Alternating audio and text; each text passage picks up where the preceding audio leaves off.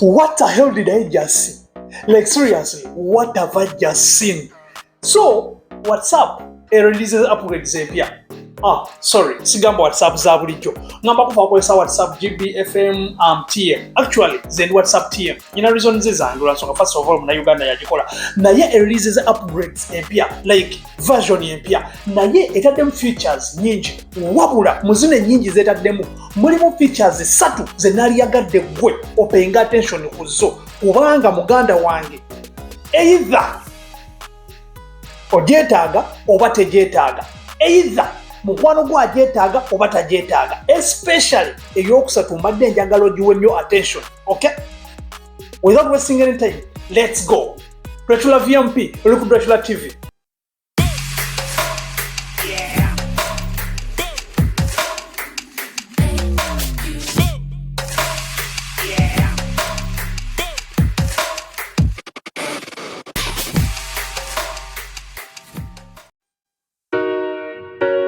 So, update yasooka je making it very easy. Bagiyita group call. WhatsApp waddeko group calls ndowooza mubadde musobola zikuba nga osobola okuba group call musobola okwegatta ndowooza mubadde batemusooka basatu oba bataano wambadde sinnagikozesako apparently nga tempa nnyo interest. Naye ate ya WhatsApp TM of course ngenda gikozesa. Reason being kubanga as per now you can now connect up to 8 people. Imagine. Naye ate enkola yayo egenda kunyuma. Kubanga oli apparently obadde ng'okuba n'ogamba alinda okankubira ne gundi, alinda okankubira ne gundi, okay? N'omala ng'okuba n'ogattako gundi. Kati right now engeri osobola okikolamu kiri so simple whereby nti mwenna musobola joininga omulundi ogu nga toyise gundi. Wabula the thing is very easy. First of all, mu group osobola creating a group nga gwe, okay? Oba mu group yammwe yennyini ne mutandika chattinga waliwo nendowooza nga sinagenda even na too much about the group calls. Bino engeri y'okureactinga kati ku comments oba ku message y'omuntu ng'asindise n'ogireactingako ekifo ky'osindika emoji kibadde nga funny. So I think kino kibadde nnyo ku Facebook. Kati ku WhatsApp osobola kikola, you just click on the message n'oreactinga either n'oseka oba n'osirika akatimu oba ki ku message. Those tekinkola kwa sometimes sibiraba. Kakati tudde ku group call. Kyolina okukola kintu kyangu nnyo. Osobola okucreatinga link nga gwe agenda okuinvitinga that group call, okay? Okucreatinga link. Kakati yo link gy'oncreatinze osobola gisindika either mu group oba n'ogisindikira abantu kinnoomu bwe wandiyagadde bajje mu group eyo n'oba ne time n'obagamba tukusaba bwe ziti nga munyizikuwa eno link directly ogenda kuba mu group call. It is so funny and it is so beautiful and simple. Just creating a link, gisindike mu group, omuntu wanaaba ayagala okujoininga your live oba live yammwe gye mukubye nga munyumya muli mwenna wamu. Neetaaga ate bino mbw ataalinde gwe omukubire oba yakube akuinterrupting. No, anyika bunyizi mu link tala straight away nga ayingira mu group call. I think this is so beautiful and very, very, very simple, okay? Tugenda ku feature ey'okubiri. Okay, kakati this second one, I don't know what kigambe ntya bagiyita who blocked you. So apparently emabegakawo engeri gyobadde osobola okumanya omuntu yakublokinze ku WhatsApp era obadde nga ne question marks lwansonga WhatsApp ekola features nyingi nnyo waliwo ezimu zomanyi nez'otamanyi nti osindikira omuntu message kasoba nga tolaba ka DP, okay? Nolaba message ngegeze katingi kamu omanya either gundi onalayika yamblockinga n'ogezako kuba like ku WhatsApp call ng'essimu teyitamu oyinza okulowooza n'ogamba gundi alayika yamblockinga. Naye ate nga sometimes oyinza okuba takublokinze kubanga WhatsApp TM oba zino zigibbi zina features nyingi nnyo omuntu asobola okuliving in a private life nga takublokinze asobola okujjako zi double tick zi blue tick asobola zijjako asobola n'okujjako DP asobola kati nga nze wogenda ku WhatsApp yange eriko yo block kati wenzijjako ekifaananyi nezijjako nezi double ticks nezijjako double ticks ne status nejjako yo block. Of course abasinga ndowooza mukimanyi those who watch me aba WhatsApping for the first time abeera unagamba why did you block me? Nombuuza ate kati how did you ombuuzizza otya kubanga omuntu akubulonze tasobola kutuukirira. So that can do it. Kakati this time around you can now know the real person yakublokinze. Kirungi oba kibi gwagenda okumbulya kubanga osobola kati okumanya omuntu akublokinze. So what you have to do is very simple. Lwakuba mbadde nsaba toza okusa muzimu gwebase sometimes message eyinza like in the future eyinza okwawula abantu bangi, okay? Kanfale mu video how you can do this. So nga bwenkunyonyo mu introduction yaffe kintu kyangu nnyo oyagala ogenda ku who blocked you future wabula nga wenkulabudde bw'oba uli toyagala kwawukana ne bakyaliibo nga toyagala kwawukana na mwagalanwawo like oba export oyuli toyagala okugera nabo nga olina omanyi wali olugambo lugamba totankulanga muzimu gwebase okitegeera kubanga guyinza okuwondera gufuukire zike so in the future yo yes abamu kuffe yinza otukolera naye kugwe simanyi like nga bwe tugambye tolina okukola kintu kyangu nnyo scrolling agenda mu apps zo bwe ziri genda mu whatsapp yo gibikule nga bweyina okuba okitegeera kakati waliwo bu aro buno twabukulaze obusooka bu aro ekisooka kyenagambye olina okuba nga eri upgraded to this version okay ye version empya that is tm8.40f eyo oba ogimaze kati tambula direct paka wano olaba bu aro obwo ya obwo busatu bwennyini obwo nga wembukulaze sorry about that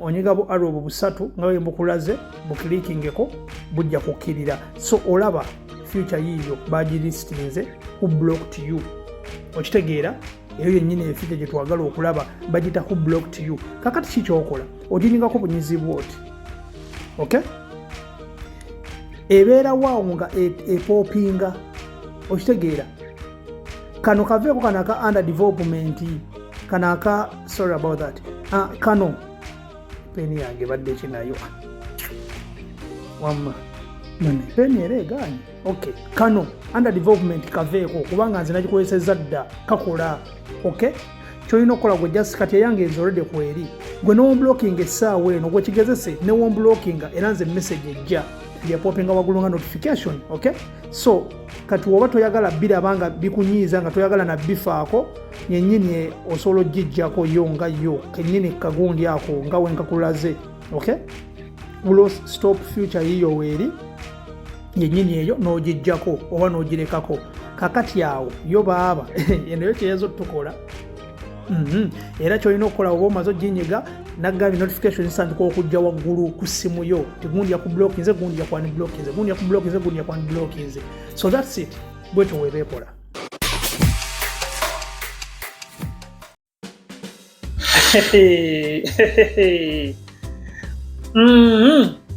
ndikulekedde ekiddako gwamanyi naye nze nkulabudde okay so future yokusatu this is very simple and very funny kati as per now those apparently tuba tulina obuzibu ne status zaffe actually teziba buzibu kwabamu mbadde muli used with it but it has been made simple to update your status very simple and in a very smooth way you can update your status in just a single minute and you make a very large longer status. Do you want to know how we do it? Take a look at this video. Okay, nga tukunyonyere ku introduction nti status nazo zakyuse like kati bazimakinze so simple and easy. Kyolina okukola kintu kyangu nnyo bikula apps zo gibikule booti genda ku status zo weziri okay status zo zennyini kati ketugamba ogenda kuteekayo status emu mainly ndowooza kino kijja kukola nnyo okuba videos n'ebifaananyi nyiga bunyezi wano otera okunyiganga bulijjo nga tugenda ku status zaffe okalaba akakantu ka video kennyini kanyigeemu kajja kujja so videos zo z'olina zennyini zijja kuba zirabikako z'olina mu status yo okay ya kati ketugambe nti njagala ateekayo nga nezingana zisadetaddeyo dda okay tugambe njagala ateekayo eno wenjikilikinga kati enjawulo yino weyajjidde look at this nti luli obadde ng'owandika status emu n'oteekayo oba for example you want to react no reactingako n'ogamba nze nkoledde okay n'osindika naye ate ng'olina status endala nnyingi z'oyagala okugattako so luli kibadde nti obadde onyigaawo n'onyiga send okay n'omala osendinga then ate n'oddayo like n'odda ku status yo kwennyini nojja nolonda ate ekirala okay so what kyebakoze nti onyiga status emu bweti tunulire wantu wano batadde wano update eri wano esooka okay status endala tuyanjira update eri awo nti woginyigamu eyo bot n'oginyiga eyo status n'okola bukozi bot n'ogattako status endala gy'oyagala okay osobola nozi highlighting omulundi gumu n'ogamba okay zonna ne zeeteeka wano you can edit one by one so captioninga nga like osobola okureactinga to one by one then nosindika then another thing mwakozesa whatsapp zino abatagala kumanya abantu like nti status sindikira gundi nakyo bakimakinze easy waliyo badde osobola ogenda bugenzi ku status n'ogenda mu status privacy n'ogenda mu biki naye kati bakikuteredde wano wennyini so tekyetaaga kuba oluusi mwerabiramu abagira abenzi oba omanyeno bagikolera yo banzi. So mwerabira ebiseera ebisinga what you do nakyo kintu kyangu nnyo. Olaba ng'oli mu kusindika status ng'olina bw'otayagala bagirabe, akantu bakuteredde wano simple, tokyagenda eri mu privacy, kati eri wano wennyini bane mukisa kyotukola. So Titus kyatukola, so sikali awo wennyini okanyigako bunyezi what no selecting what you want. Okay, share only kyegenda okunkola. Share only, share bichi oshegera, so no longer with oh my god, oh dear, nga mubimanyi mwabenzi mubikola bulijjo bino mubimanyi.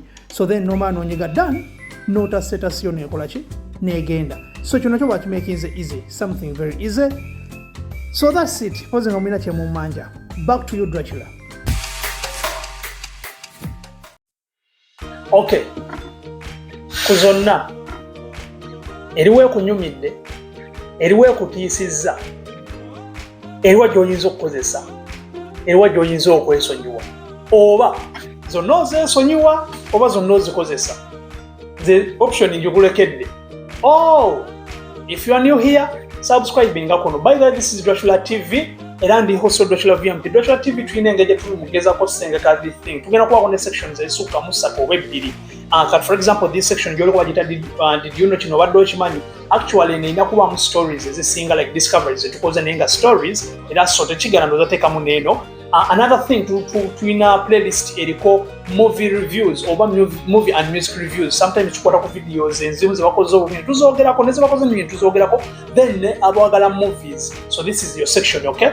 Another section bagita kibozibozi whereby into one ogwa breaking news mu music industry, media industry. Bona mawuli agabaawo nga titumala gatubera buli kimu nti nakaka kakozi. No, I'm sorry to use that example. Naye tunoonyamu ne tumanya nti neguli eriyinza okuyamba omuntu eriyinza obutamuyamba. So itasobola muyamba, we skip that a bit. Yes, so those sometimes Draqla TV yali emanyikiddwa okuba nti yalinga egaba lugambo. So channel tulina engeri gye tulina upgrading for the better. Sagala kuwa channel ebeere ng'ekubowa.